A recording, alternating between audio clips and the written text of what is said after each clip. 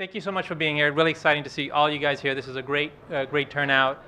Quick introduction. I'm Jacopo Lenzi. I manage business development and strategy for the Global Innovation Center at Samsung. I'll be speaking for maybe 10-15 minutes or so. I'm going to introduce you a little bit to the Global Innovation Center and what we do and how we help you deliver on your vision and how you can work with Samsung. I will then pass it along to Mara, who is one of our Accelerator CEOs, who can tell you about her journey as an entrepreneur and what it has meant to work with Samsung.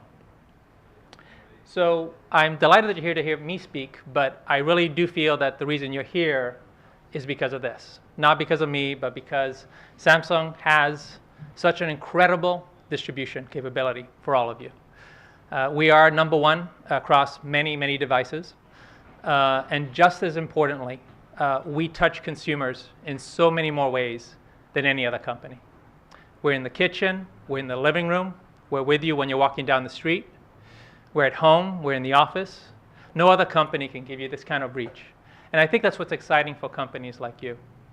You know that no matter how talented you are, how strong your team is, how great your idea is, how awesome the technology behind it, there's many, many startups that have not made it because of distribution, because they didn't figure out, could not find a way to reach their consumer base. And that's what I think is exciting about working with a company like Samsung. The reason I'm here is because of you, and because I know that to deliver on great consumer experiences, it is incredible hardware coming together with incredible software. And that for those of you that are doing hardware, you know how hard that is, harder than most people expect. And we do that very well. We really figured it out, and we're delivering incredible solutions on the hardware side. But we respect and understand how hard and how different software development is. And while at the core of it, it's innovation, it's about understanding markets, making bets, moving quickly, delivering on great solutions. It is about the software with the hardware coming together to deliver on experiences. That's what consumers want. That's what we, with you, want to deliver. But we understand that working particularly with startups and entrepreneurs is different. When you work with any large company, there's going to be some similar problems that you're going to be talking about. And we hear this and we understand it. We're large. Who am I talking to? Am I talking to the right person? Are you the decision maker? How does this work? When do I know? When do I find out if you're interested in how we can work together? You tell us we're too polite, which in most cases is fine. I like that. But I know that in your world, what's important is you'd rather us be blunt. You want to know from us, where do we stand? Do we like it? Do we not like it? You're not going to be offended. You just want to know so that you're not wasting time. You say we're too thoughtful.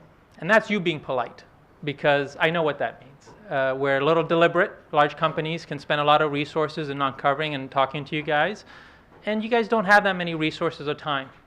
And so you want us to be strategic in how we think about working with you, to be tailored to your needs.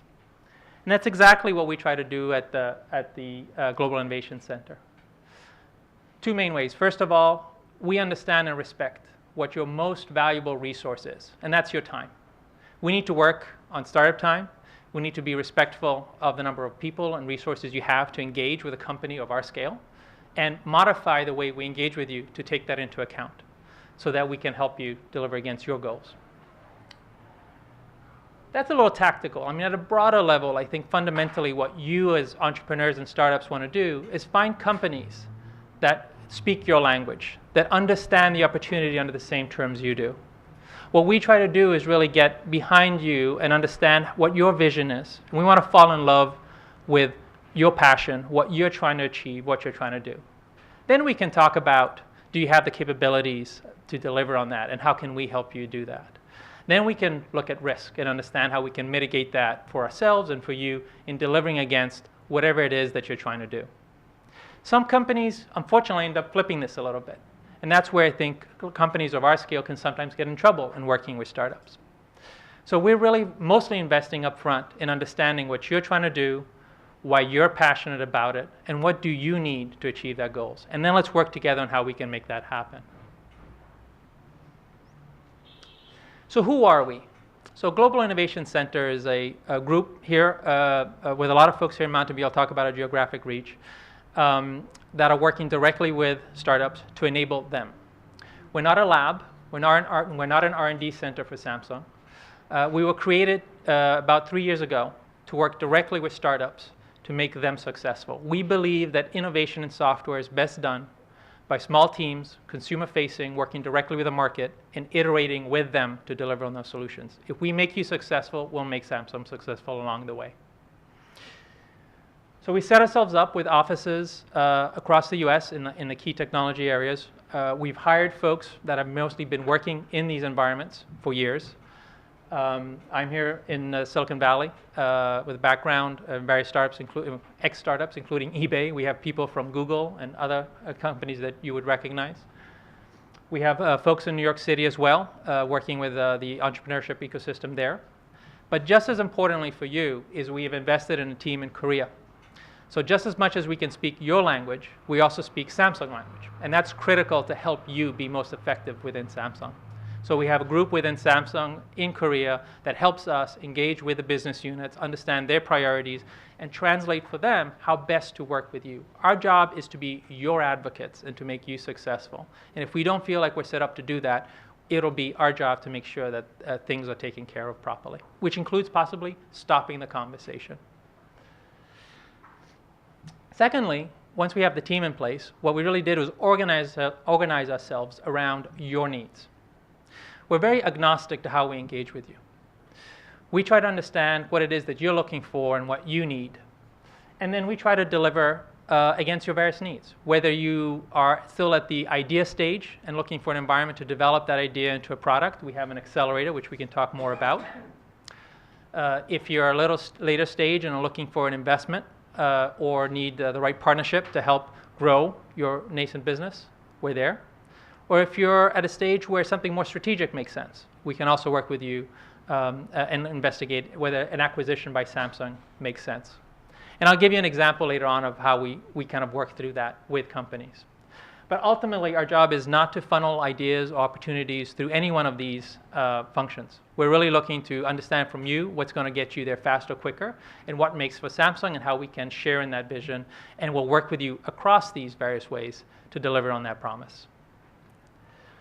Also, within GIC, we do have the opportunity to house and manage some cross-business unit entrepreneurial efforts, specifically in this case, Smart Things. There was an acquisition we did a little over a year ago at this point. Because of the nature of it as a platform and working across a business unit and the nature of the talent, we thought it was best to hold it within the Global Innovation Center and give them an opportunity to grow along a different time scale that might be sought from our business units. So in general, I think what's important for you to take away from this is that we can work with you no matter what your stage. Whether you are at the idea stage and you want to turn it into a product, whether you're at the product stage and want to turn it into a business, whether you're at the business stage and are looking to go global, we can help you. And we have with various companies. We have the accelerator that is perfect for experienced founders and early entrepreneurs that are at that stage where they're trying to take an idea and transform it into a product. We can work with you through partnerships or investments to help you grow that business from what probably is a product stage to initial revenues. And at the right time, if it's appropriate, whether through partnership or acquisitions, we can then help you take you global. A couple more words on the accelerator, just to give a little color there. We have Gary Coover from our accelerator team that I encourage you all to talk to afterwards if you have any specific questions about that. But we've created an environment perfect for experienced entrepreneurs that really want to focus on what matters most to them, which is creating product.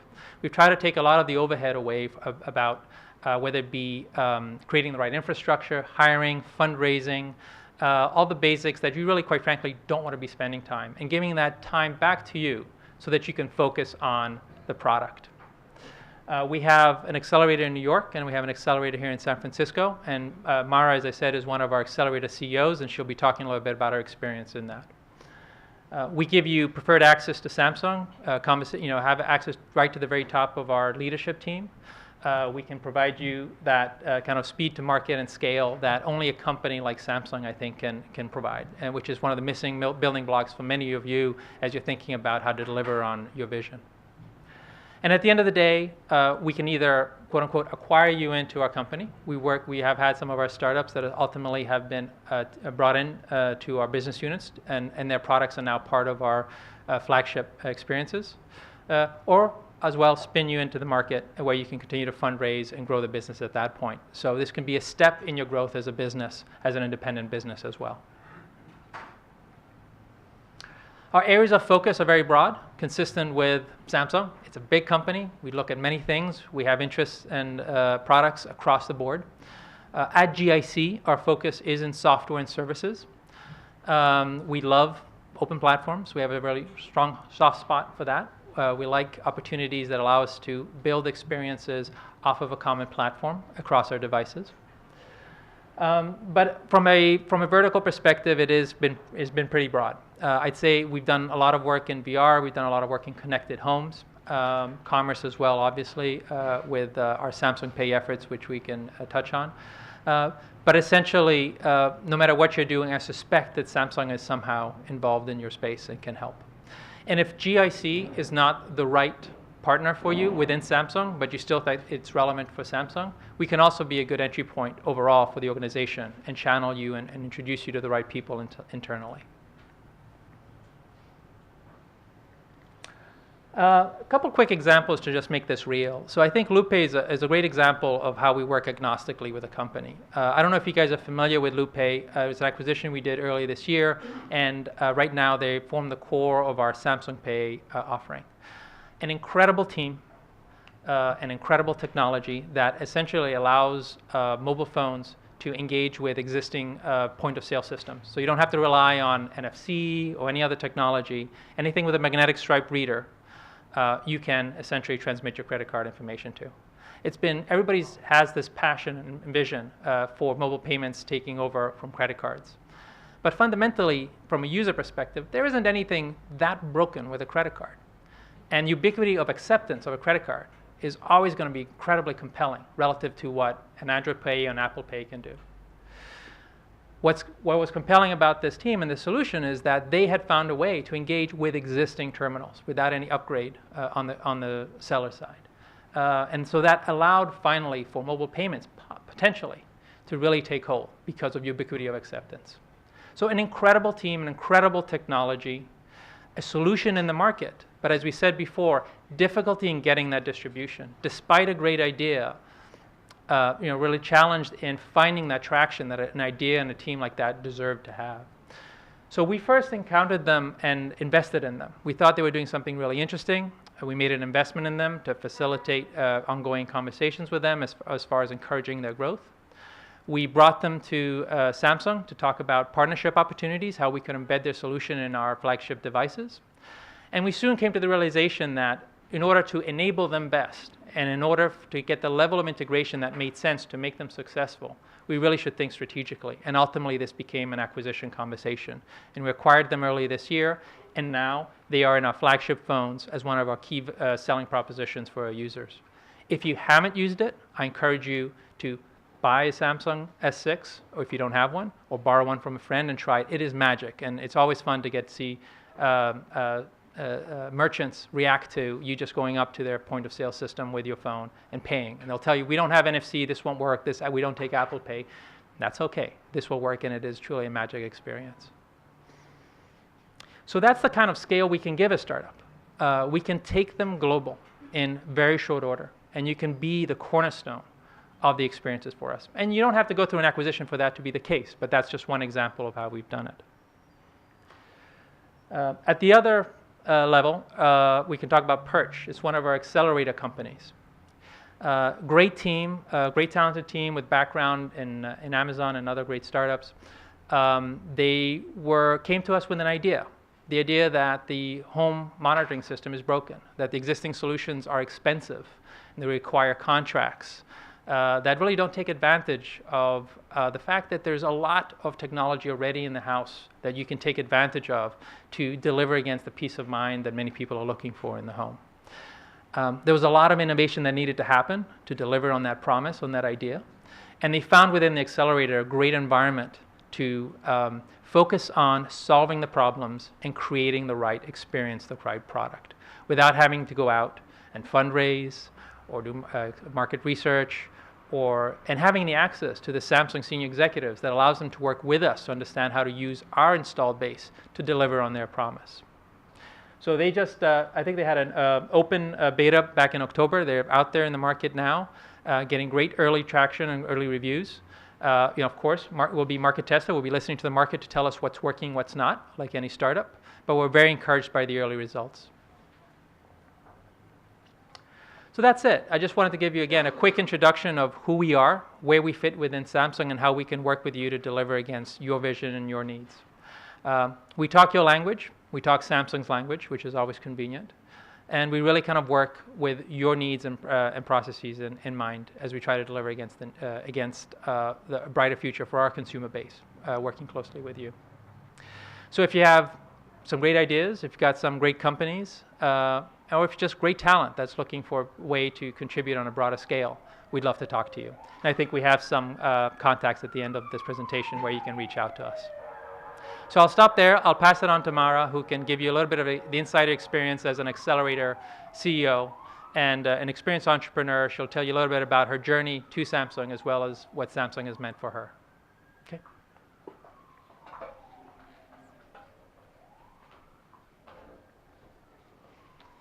So it's an honor to be able to speak to all these entrepreneurs and folks in the industry. As Jacopo mentioned, I am a team CEO in the Samsung Accelerator. I've been there for about 2 years. And I think most of us who have been trying to build products or companies can agree on one thing. Entrepreneurship is really hard.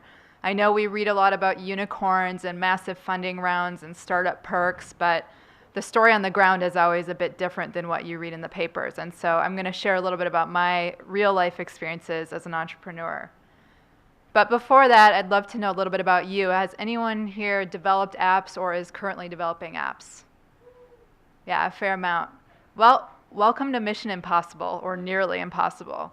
The app market is the most crowded market in the history of markets. There are 1.6 million apps alone in the Google Play Store, which basically means that if your uncle doesn't work at Google, or your cousin, you have approximately a 0.0015% chance of getting noticed in a storefront that only features a couple dozen apps at a time.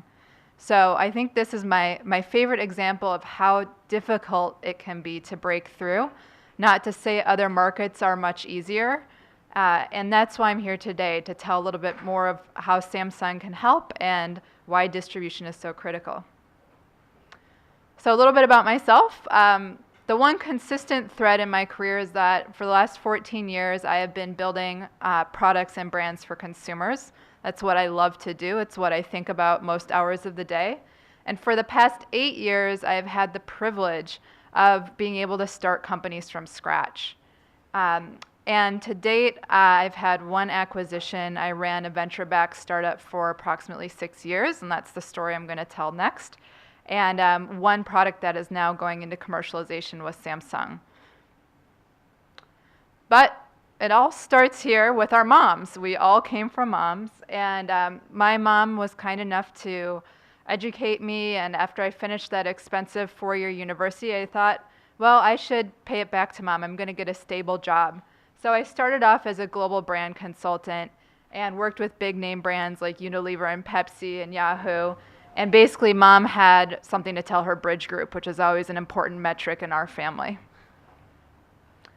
And I had plenty of good night's sleep, and I still stayed in hotels with feather beds and was able to order room service occasionally. And then at age 27, something completely compelled me, and I had to do it. I had this idea to try to reinvent bricks and mortar retail and ride the wave of omni-channel retail. And so I set out to create, with no product hardware experience or software experience, a 2,000-pound robotic vending machine with a digital storefront. And basically, life changed pretty rapidly.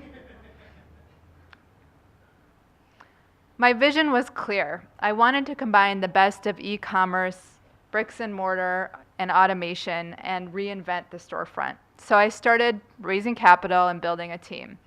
In mid-2008, I had raised $500,000 of seed funding, and I had convinced Flextronics, the second largest OEM in the world, to build my product and venture into this new channel of retail. And then, 2008, you bet, time stood still. Venture capital ground to a halt. Angels flew away when I was trying to raise my angel round.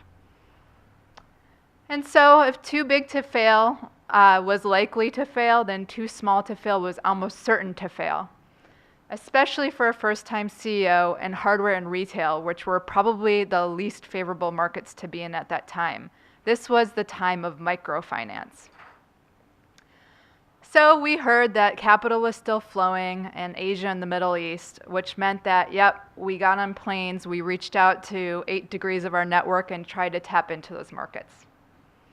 We even sent a deal guy to the Middle East to ride camels with the Princess of Bahrain because we vetted her as an interested investor. But time was running out and we had to get to market on our scarce funding. So we did the duct tape patch. We pulled together our alpha prototype, and with $9K left in the bank and 2 full-time employees, we put our alpha prototype in the right store at the right time and had the harebrained idea that we were going to charge brands to pay to launch with us, a no-name brand, in the middle of a store. And it just worked. The brands ended up paying for our launch. We got a lot of sponsors, but mainly through a lot of hustle, we were able to launch with $9K in the bank this alpha prototype. And we were lucky. The world took note. We didn't have PR, but because our product looked right and struck a nerve at the right time, we got a lot of organic demand and were able to build a steady following, even with just 2 employees in the company. Even Oprah covered us. And we were able to win several industry awards and start establishing real partnerships. And finally, after 3.5 years of bootstrapping or near bootstrapping, the capital came in. I was able to work with some of the finer seed funds, First Round Capital and Founder Collective, and we even were able to deploy our units into many high-profile locations in the United States, including JFK Airport, Atlanta Airport, multiple casinos, and major hotel chains. But most importantly, customers loved it. Even in the middle of a massive downturn, we were able to generate retail economics that were comparable to the #1 store in bricks and mortar, the Apple Store. Sorry, Samsung. And we had a vending machine that was doing over $250,000 a year in revenue. The model was working. We had demonstrated that we could operate lean and mean and exceed our metrics. And despite being the underdog, the other competitor in our industry had raised over $100 million, we were able to capture the market's attention. But capital was still scarce. Our largest VC was unable to follow on because they were going out of business. And despite the strong performance and our metrics, I was unable to secure our B round. We had to bring on a banker. For a year, we went through a sale process, and we were able to get a Fortune 20 extremely interested and engaged in an M&A process. This M&A process took 7 long months, and believe it or not, despite being a very early stage company, they spent hundreds of thousands of dollars completing due diligence. Our VCs bridged us to get through the deal, and we thought that we were looking at an incredible outcome for our team and our investors. And then our deal sponsor was laid off 2 days before Christmas, and we had to sell for a much less favorable outcome. So yes, entrepreneurship is really hard. But we all learn from these adventures and we're able to continue to build on our experiences. So let's talk about making it a little bit easier, or why I joined the Samsung Accelerator. So I would say after 8 years of building companies and products in venture, I believe strongly that you need to gain significant advantage. A great product is simply not enough. Remember the app market example. just getting discovered is near impossible without some sort of anomaly or relationship or some advantage. So that's why I joined Samsung. Obviously, it's great to have capital behind you, but Samsung, as one of the largest technology platforms in the world, can give me a significant advantage in terms of distribution, marketing, and brand recognition. It's much easier to make those cold calls when you can say you're calling from Samsung, even as an entrepreneur. And this gentleman is the CEO of Consumer Electronics, BK Yoon. You might recognize him from CES. I've been able to demo my product for him twice this year. The first time was when my product was only a few months old. I did not have to go through 20 manager meetings or several months of due diligence to be able to get in front of the key decision maker of the company. And I believe that if you're able to see behind the curtain and really understand the other side of the table, you're going to be more effective as an entrepreneur. In this case, I can learn the strategic priorities of my most likely acquirer far in advance and adjust my strategy accordingly. But most importantly, I can focus.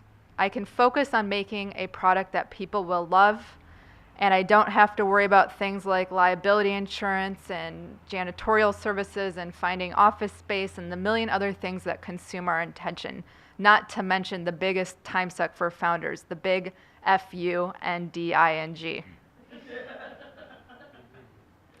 And I'm able to implement a process of lean development where we're very quickly able to develop prototypes because we're well resourced to do so and get them into hands of consumers and improve and improve and improve until we feel that we really have product to market fit.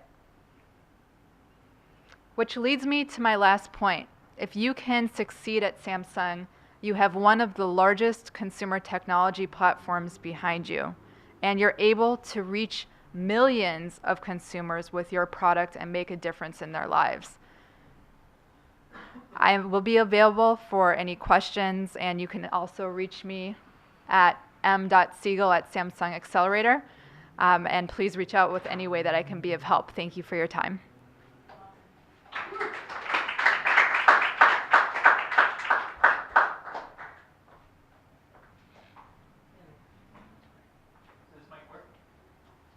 Testing? Okay, I guess just quickly open for questions. I think we have a little time to answer any questions you may have. 10 minutes? Okay. Don't be shy for Mara or me. Yes? If you start out with Samsung and you're looking for other investors, not Samsung as a sole investor, how would other companies that are in the same space feel about investing in your company? Yeah. So I think it goes back to understanding. Sorry, the question I think at heart is how do other investors feel about having Samsung as an investor, given the strategic nature of our investment?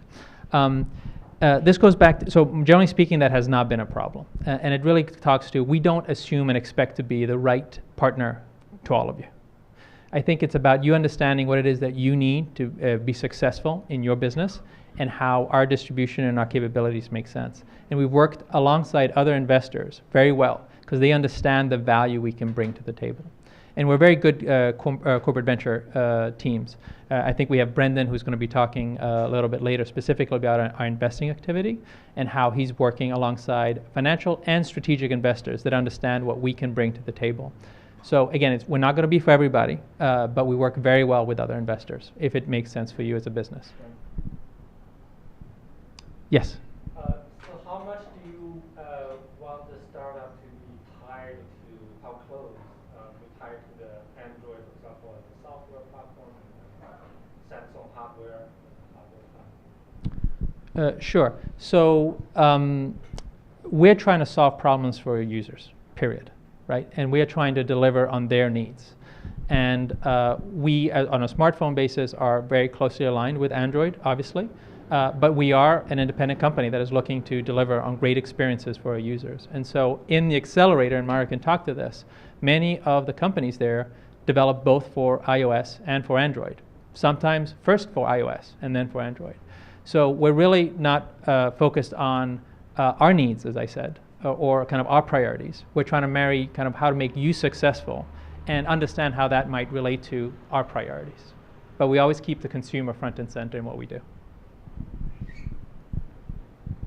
Mara, I don't know if there's anything else here you want to talk about as far as iOS.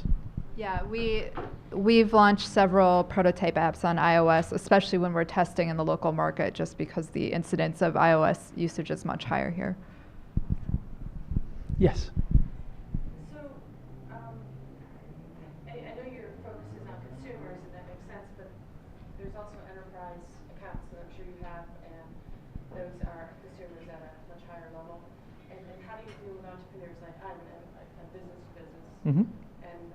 We have a product where we're doing integrations into this collaboration platform, and it's going to turn on because of the distribution, thousands and thousands of users because we inherit that. But then that also now becomes a mobile app, which is Yeah. So the question essentially is, I've been focusing on the consumers. Do we also deal with enterprise? And the short answer is absolutely. It's not necessarily as an obvious part of kind of our efforts, but as a company, we're very interested in our enterprise solutions and working with enterprise customers. And so finding the right ways to add value from a software and services perspective to those relationships, which then complement kind of our devices and our experiences, I think is very important for us. Yes? It sounds like Mara's been there for more than 3 months. Yes. Okay. Many accelerators are structured, a 3-month cohort. How is yours different in that sense? What enables her and her team to be there for how long? So we are the longest standing team there, and basically we have been enabled to continue because we have a really good process and we've been very rigorous. And so we started a new product at the beginning of this year. Last year we were in a beacon focused territory, and we discovered that that territory wasn't as ripe for innovation as we thought it would be. And we drew those conclusions, and then we were able to kind of reboot and focus on a new territory. And so as long as your methodology and the value continues to be there, you are able to continue to pursue your ventures. I think a little differently from some other models, these are not classes or cohorts. Essentially, we bring you on because we believe in you as an entrepreneur and a founder. And you usually come to us with an idea that we kind of work together in understanding how that best works, and then give you the room to develop that within the accelerator. And so there isn't a clear time limitedness to it. We kind of act and work with you as a VC would, and there's milestones, and we continue to provide funding as long as kind of we both agree that there's belief in that market. Or as Mara has said, there's opportunities to pivot as well. And what are your basic terms? 20,000 for 6%, or I'm sorry. Yeah, no, they're very good questions. And what I strongly encourage you to do is afterwards, maybe you can sit down with Gary and we can talk specifically about kind of what the experience is from a financial perspective for the users. But thank you. Yes. I would say we started this new product in January, and we were able to get very rapid traction. We are actually commercializing the product and launching it at CES, and it will be shipping on a Samsung device early next year. So, and that's a product that we developed iteratively and very quickly. So once you have something that is relevant for the broader organization, you can get things done relatively quickly. Yes. Give some concrete examples of go-to-market solutions that Samsung can provide for apps, or except for reloading it on the phones. Yeah. What are other examples? Some of the startups within the accelerator that have moved on within Samsung, I think we had some example. One is Pixie. They went out as a TV app to enable kind of in-screen information. They are now essentially part of our flagship TV experience, and in the form of a button, actually, creating kind of driving the core experience around the differentiated experience of Samsung devices. So that's an example of that. So it's not just, if you're really coming to us with a specific product and you're looking for distribution, partnership is a quick, easy, clean way to do it. If but we really want to look at it on a case-by-case scenario. And if there's a deeper integration that makes sense, if you are not just an instance and experience, but part of a broader experience that we hope to deliver over time, then we need to think differently about kind of what the right relationship is to do right by you and make sure that we kind of also kind of get the right structure in place. So if you want distribution, we can talk distribution. That's a straight partnership. But luckily, like, we can talk on so many different levels. The getting closer to the hardware has been critical for many of the accelerator companies in understanding how to make themselves different from the other companies that are doing relatively similar things in their space. I don't know, Mara, if you had any specific there. No, that's good. How many more questions? Sorry, 2 more questions? Okay. In the back? No? Yes. I'm pretty curious about Mara's new project. Can you speak about it? I'm curious about it too. It is a product for the connected home. It is shipping on an appliance, and there will be apps and there will be software that lives in the home in a fixed nature. And after January, I'd love to tell you all about it. It's a really exciting offering, so we're pretty excited about it. Yes. How open are you to things that disrupt within Samsung? So you have a certain way of doing business, yes, right? And your hardware business and even your software side of things, yes, based on Android. How open are you to that things that change your business model or sure, model of a lot of other companies? Okay. So the question was, how open are we to things that are disruptive to Samsung? I think, right? Is that essentially? So the answer is very. Like every good company that is thinking about these things, we'd rather disrupt ourselves than have others disrupt us. And so at core, very much so. Part of our job as GIC is to be a little bit of that cultural change agent, quite frankly, internally, to help bring some of your approach, your mentality to a company of our scale, which can always be hard. And I think, as Mara said, I think it is very useful for you as well in engaging with a company like Samsung to understand the realities under which we operate as a large company, particularly with a hardware focus. What you guys in software, or people in software, can often pass as a feature, in hardware it's a bug, and you can't really fix it. It's hard. It's different, right? And so I think those sensitivities, of course, permeate how certain things are approached and are done. But fundamentally, what we're trying to do as a group as well is to work within Samsung to showcase how innovation can happen at your scale and with incredible impact. And so we want to bring that different model, that different approach to Samsung, and not for our benefit, but again, for your benefit in the process we gain. Okay, I think that was a great question to end on. I really appreciate the time and for you being here, and we'll be around and available to answer any questions individually. Great, thank you.